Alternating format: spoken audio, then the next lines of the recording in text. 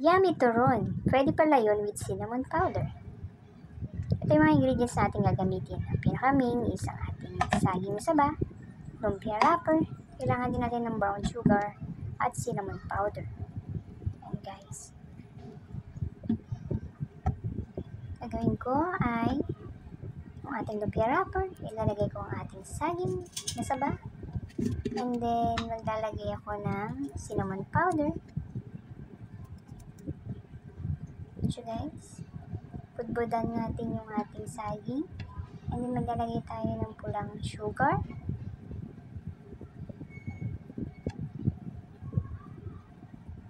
Start na natin siyang babalutin guys.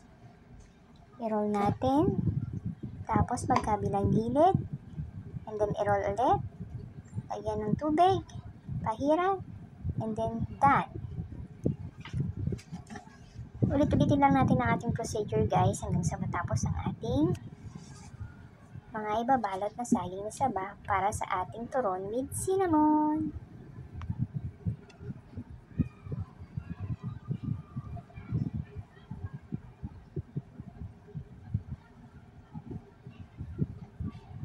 Continuous lang guys.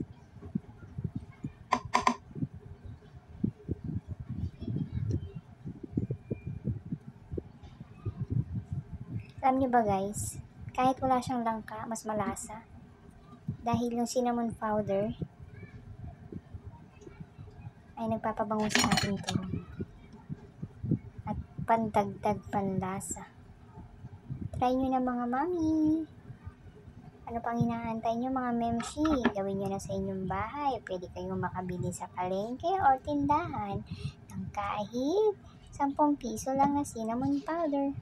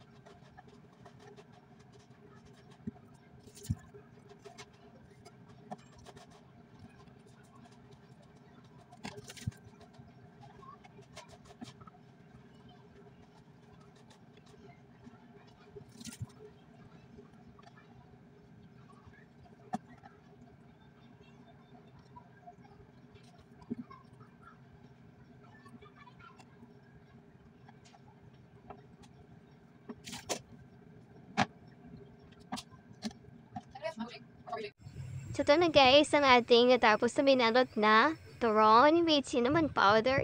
So natin gagawin ay pipito na po natin. Kailangan po ay mainit ang ating mantika bago natin nilagay ang ating turon. And guys,